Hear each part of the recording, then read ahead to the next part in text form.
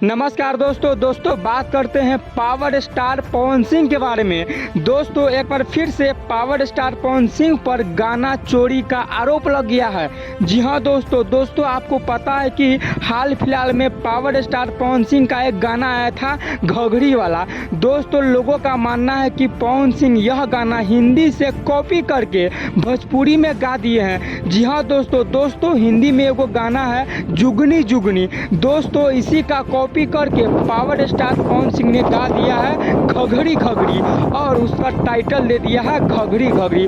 दोस्तों इसी को देखते हुए लोगों का आक्रोश एकदम चरम सीमा पे है और पावर स्टार से बहुत सारे लोग नाराज है कि पावर स्टार पवन सिंह भी गाना चोरी कर लेते हैं, गाना कॉपी कर लेते हैं। दोस्तों एक बार फिर से बात करते हैं पावर स्टार पवन सिंह के बारे में। दोस्तों पावर स्टार पवन सिंह का सोशल मीडिया पे काफी ज्यादा फोटो वायरल हो रहा है, जिसमें आप देख सकते हैं कि पवन सिंह अपना पूरा लुक चेंज कर लिए हैं, एकदम पूरा लुक बदल लिए हैं। दोस्तों इस फोटो में आप देख सकते हैं पवन सिंह के पास पहले दाढ़ी थे, पवन सिंह ने पूरा दाढ़ी को हटा दिए हैं, मूंछ को हटा दिए हैं। ऐसा लगता है दोस्तों भोजपुरी में कुछ बहुत जल्द बड़ा होने वाला है, बड़ा।